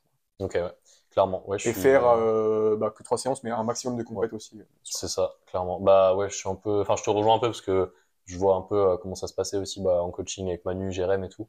Et au final, c'est un peu ce que je leur conseillais de faire. Sachant que aussi, bon, là c'est que 3 séances, mais si tu peux en faire 4, tu rajoutes une séance de renfo, j'imagine. En fait, tu fais 3 séances, mais si jamais dans les jours que tu t'entraînes pas, tu peux faire un peu de mobilité, c'est toujours mieux. Et c'est surtout un très bon échauffement, un très bon warm-up. C'est super important pour le ninja, quoi. Ok. Donc voilà, plutôt pour résumer, 2 grosses séances de volume ninja. Donc où vous allez vraiment travailler. C'est vrai que j'ai moins la technique. ce mot volume, tu sais, cette notion, j'utilise moins. C'est ça. Bah en fait, moi je dis volume parce que du coup je différencie intensité et volume. Mais voilà, dans l'idée, c'est une séance où tu vas faire beaucoup de mouvements et beaucoup de mouvements entre guillemets peu intenses, mais où tu vas les accumuler plutôt que de faire un seul parcours très très dur. Où là, je dirais que ce serait plus du ninja max entre guillemets, quoi, où tu fais vraiment un move archi dur où peut-être t'as une chance sur 10 de le passer, tu vois. Mais si ça passe, bah t'as progressé parce que c'est un nouveau move. Donc voilà, plus de 2 séances par semaine, un peu volume, où vous allez faire beaucoup de pratiques, comme tu disais, des skills, bosser votre technique, etc. Et une journée prépa physique. Et là, du coup, en fonction des cycles, soit cycle de force, donc où vous allez faire de la force en doigt, en tirage, voilà. Et puis sinon, rési, je sais pas, par exemple, suspension en endurance. Sur les doigts, exactement. Sur les barres. Ok, c'est assez clair et assez précis. On passe à la question suivante. Donc on passe à la deuxième question. On nous a demandé la perf dont on était le plus fier. Que ce soit une perf à l'entraînement ou en compétition, en gros vraiment physique, quelque chose qui nous a rendu fiers qu'on a fait à l'entraînement ou en compète. Du coup je vais commencer. Moi vraiment le truc qui m'a fait kiffer récemment, c'est j'ai fait la suspension à bras sur la prise de 23 mm sur la Beastmaker 2000 en semi-arqué, lesté à 16 kg du coup sur le bras gauche. J'ai essayé le bras droit, j'ai pas tenu les 16 kg. Je crois que j'ai tenu que les 12 à droite. Mais ouais, 16 kg à gauche, vraiment archi content. J'ai pas fait les pourcentages, mais ça fait un bon plus 25% de poids de corps, je crois, à peu près. Donc Ouais. ça fait un très bon rapport poids-puissance, on va dire, sur cette prise. Donc ouais, vraiment très fier de celle-là. Puis après aussi, récemment, j'ai aussi fait la suspension à bras sur la 14 mm de la Beastmaker 2000 aussi. Lesté à 8 kg. Bon, c'était moins de temps, c'était genre 2-3 secondes. Je décolle un peu, je la maîtrise à peine et après je retombe. Mais ouais, bientôt, je pense au poids de corps, je l'aurai vraiment en mode solide, bras tendu et tout. Et, ouais, après en deuxième, là récemment, on a fait le No Food Contest en Alsace. Du coup, j'ai fait ouais, troisième des qualifs et cinquième en finale. Enfin, en vrai, franchement, pour moi, c'est une très bonne perf. Il y avait des gros compétiteurs. Et ouais, j'étais vraiment content de la perf pour le coup. Et je me suis surpris sur certains exos, genre notamment le Panguliche pendant les qualifs et tout. J'étais vraiment content. Donc ouais, vraiment fier de celle-là pour le coup. Et toi, du coup, ce serait quoi Moi, du coup, ce sera pas le Panguliche puisque c'était la première fois.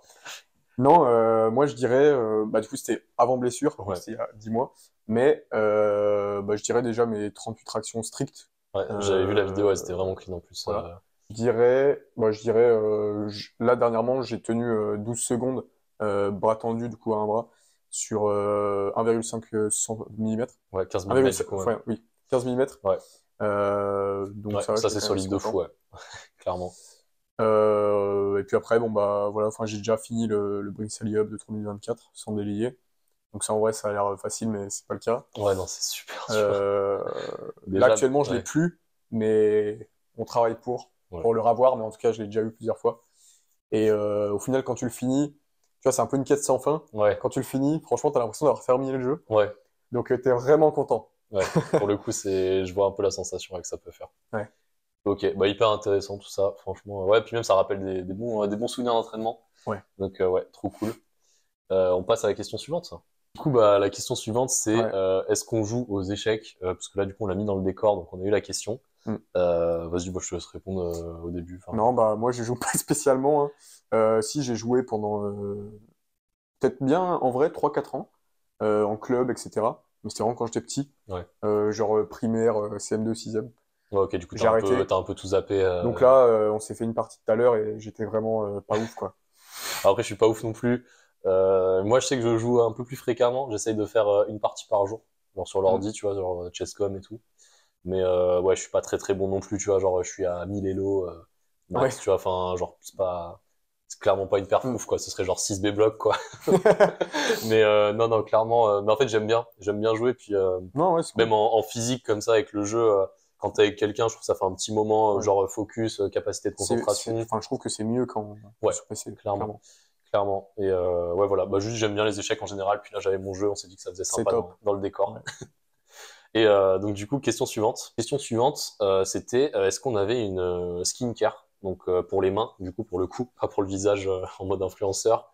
Mais ouais, une skincare pour les mains. Vas-y, je vais commencer. Ouais. Moi, je sais que ça dépend vachement du moment de l'année. Il y a des moments où j'ai les mains très sèches, d'autres très humides. Aussi l'usure de la peau au niveau des doigts. Il y a des moments où j'ai la peau complètement défoncée parce que je vais faire 4 séances de bloc sur des nouvelles prises dans la semaine. Et il y a des semaines où je vais faire que de la board sur des prises en bois, des trucs où limite je vais avoir trop de peau à la fin de la semaine. Donc franchement, ça dépend beaucoup du contexte. Mais ouais, moi je sais que je lime quand même. Dès qu'il y a des petites aspérités, des trucs, je prends la lime avec papier de verre et je fais en sorte de pas trop avoir de différence de couche de peau. Ouais. Parce que comme ça récupère mieux, on va dire. Et après, je sais que niveau crème d'hydratation, etc., si je peux ne pas en mettre, j'en mets pas. Parce que j'ai la peau assez grasse en général. Donc si j'en ai pas besoin, vraiment, j'en mets pas. Et ouais, c'est à peu près tout. Sinon, tous les petits bouts qui dépassent, bien les couper au coupe-ongle et tout. Enfin, à part ça, sinon, ouais, pas de routine particulière pour la peau. Je sais pas si t'as des petits trucs comme ça que tu fais aussi. Non, moi, ça revient un peu la même. En fait, l'hydratation de tes mains, ça va dépendre vraiment de. Là, typiquement, là, elles sont un peu humides, mais ça va dépendre vraiment même du jour. Ouais. d'un jour à l'autre, ça peut changer. Et est-ce que tu penses qu'en ninja, ça a une influence sur ta capacité à stacker ou pas? Ouais, alors même ne serait-ce que sur les surfaces où tu arrives, si c'est du métal, et même des fois, ça dépend de quel type. Métal ou bois, ça va dépendre et tu vas être plus apte à serrer. Par exemple, du métal, si tu as plus les mains sèches. Et par contre, le bois, justement, ça va être le contraire. Donc là, ça va être adapté sur le moment, tu vois. C'est un peu compliqué. Mais en vrai, moi, c'est pareil. Hein, en général, calge coupe-ongle, quand ça fait des différences, parce que ça peut faire mal sur les barres, surtout. Donc, c'est pas ouf. Et en plus, tu vas pouvoir stacker beaucoup plus facilement si jamais tu as des grosses cales, en fait, et que tu arrives sur une barre, sur une réception, où tu vas tourner, ta malle va tourner. Donc vraiment, pour éviter ça. Après, en termes de crème, franchement, je ne mets rien. Des fois, quand je steak, parce que en général, en ninja, les steaks, ça va être, je sais pas si on va voir, au niveau de l'insertion, mais vraiment, au niveau de l'insertion ici, là, ou alors juste en dessous. Juste au début de la première phalange, voilà. pour ceux qui c'est très mal placé. Donc déjà, pour se râper, c'est compliqué. Et en général, je mets des fois de la graisse un petit peu, vraiment dans le steak, pour que ça fasse un peu comme, que ça répare le truc et que ça fasse un peu comme une deuxième peau entre guillemets.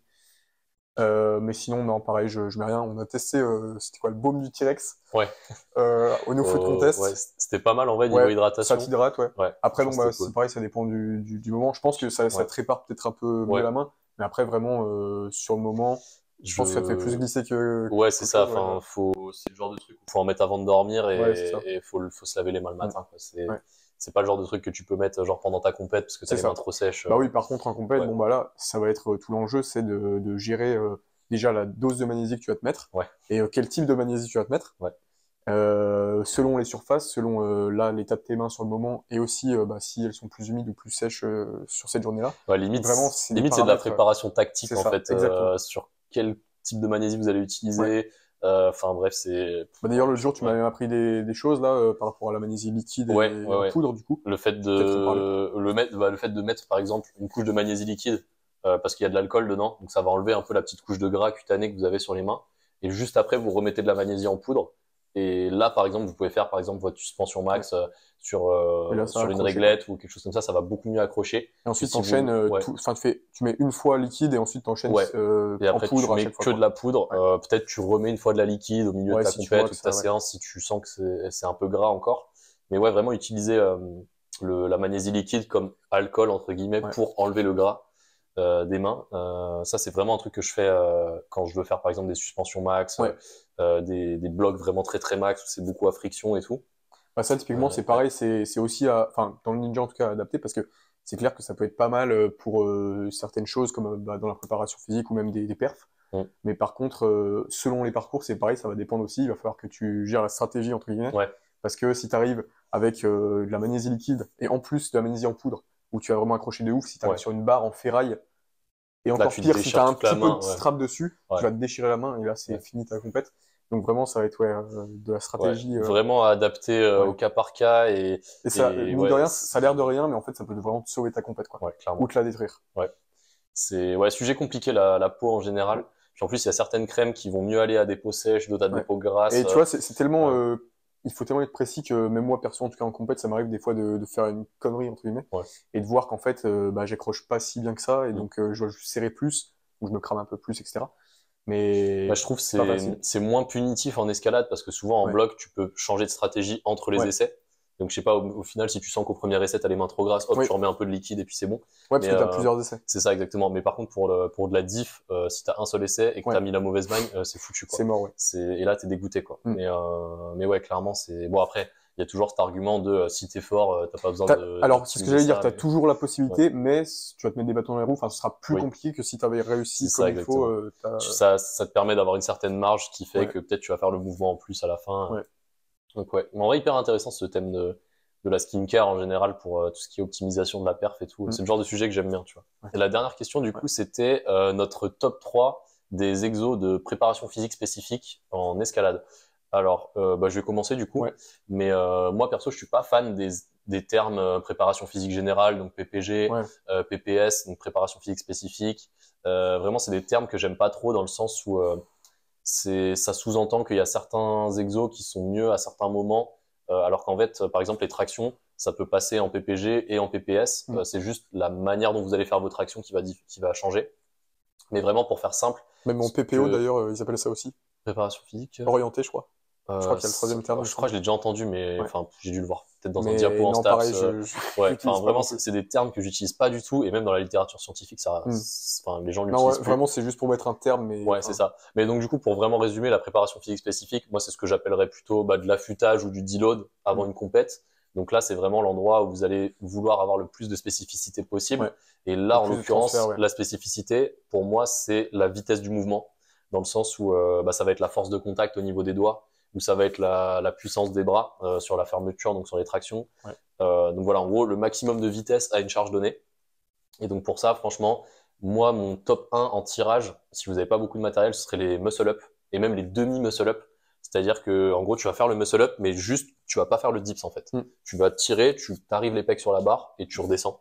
Et comme ça, en fait, tu te fatigues pas en faisant le dips du muscle-up, qui est jamais le facteur limitant d'ailleurs. Ouais. Et en fait, tu as vraiment cette phase de tirage la plus explosive possible sur ton muscle-up, quitte à les faire lester, les muscle-up, sur du 3 reps.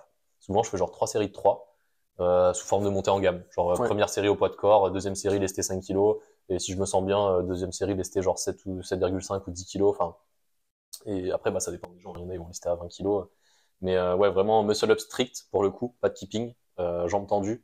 Ouais. Et ouais, donc moi, ça, c'est mon top 1 en tirage, vraiment, muscle-up strict. Si vous avez accès à un panguliche, à la place du muscle-up strict, double jeté sur des bacs. Vraiment, vous avez des bacs, vraiment des gros rondins, soit plats, soit vraiment creux. Et vous faites des doubles jetés, donc vous balancez les deux mains en même temps sur les lattes de dessus, en 2 ou 3 mouvements. Donc, je dis un truc au pif, vous commencez sur la première latte, vous sautez jusqu'à la 5e, puis jusqu'à la 7e, en essayant de passer le moins de temps possible en contact avec les lattes. Donc ça, vraiment... ouais, top 1 de mon exo préféré, on va dire, en prépa physique spécifique. Ouais, full explosivité sur le haut du corps, on va dire. Ensuite, pour les doigts, ça va être ce que j'appelle du jump and catch. En gros, c'est tu sautes sur une prise et tu t'accroches à la prise. Donc, tu as les pieds au sol, hein, littéralement. Et ensuite, tu sautes, donc tes pieds décollent du sol. Et tu attrapes une prise et tu dois vraiment la saisir et limite faire comme si tu voulais faire une traction à bras dessus, quoi. Vraiment, t'arrives et bam, force de contact.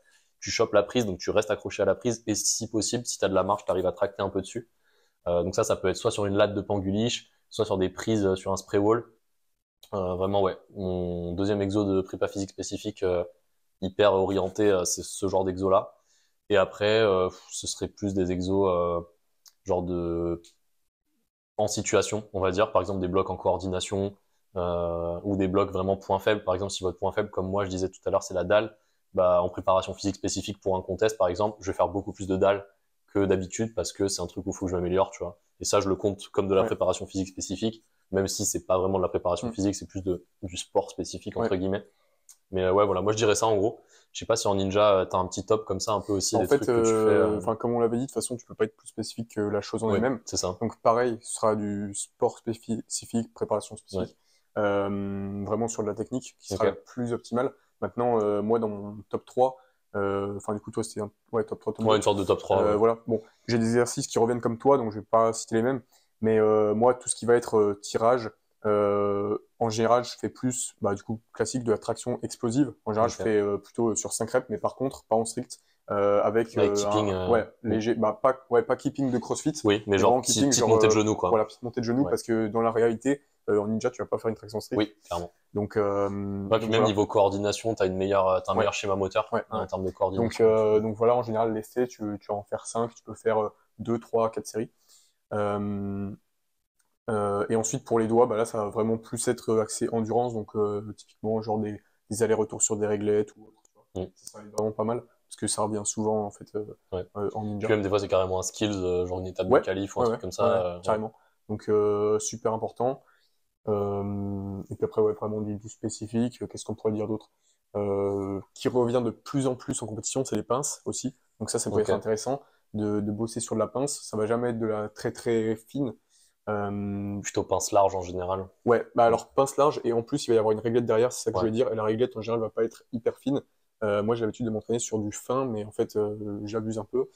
Je pense que si tu pars sur du peut-être 1,5-2 cm derrière, c'est ce qu'on pourrait des fois retrouver en compète.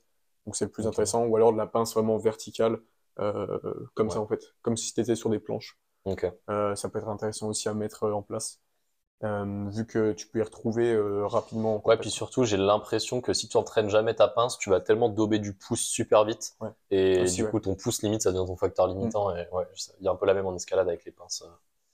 Ouais, carrément. Bah, ça Donc fait un voilà, beau. et sinon, ouais, vraiment top 3. rester, je pense, dans les deux sports le plus spécifiques possible, proche de la compétence. Ouais, clairement. Ouais, c'est ce qu'on disait tout à l'heure. Hein. Si vous savez que votre compète, c'est 2 heures de qualif sur 20 blocs ou alors Ouais. un parcours ninja en speedrun, enfin, vous vous entraînez en gros à faire ça, à l'entraînement proche de la compète. C'est ça. Ce sera toujours mieux que En vrai, ouais. que de la prépa physique, du coup, à ce moment-là, Oui, en tout cas. clairement, clairement. Bah, je pense qu'on a un peu tout dit. Ouais. Du coup, bah, on va clore ce podcast ici. C'était super intéressant. Perso, Grave. moi, j'ai appris pas mal de trucs, surtout sur le ninja, Pareil. genre le fait de cycler, enfin la manière dont tu cyclais les trucs, je trouve ça hyper intéressant. Le fait que au final tu fasses aussi du DUP, enfin même si Ouais. peut-être tu l'appelles pas du DUP ou quoi, je trouve ça hyper intéressant parce que c'est un truc qui se fait beaucoup en grimpe aussi. Donc au final, c'est des méthodes qui se rejoignent. C'est ça. Ouais, De toute façon, ça reste assez similaire. ouais, vraiment et puis cool, même je de mon trouve. côté, je pense qu'il y a des choses que j'ai appris, que je savais pas, que potentiellement j'implémenterai. Donc Ouais, c'est non, bien aussi de partager franchement, l'expérience tout le hyper temps. cool. On vous mettra un résumé de toute façon du sommaire dans la Ouais. description avec les timecodes, etc. Si vous avez des questions, vous n'hésitez pas, ça se passe en commentaire. Si vous voulez suggérer des prochains thèmes pour les prochains podcasts ou que vous avez carrément des questions sur ce podcast-là, pareil, ça se passe en commentaire. Et puis je vous remercie pour votre écoute et à la prochaine. Carrément.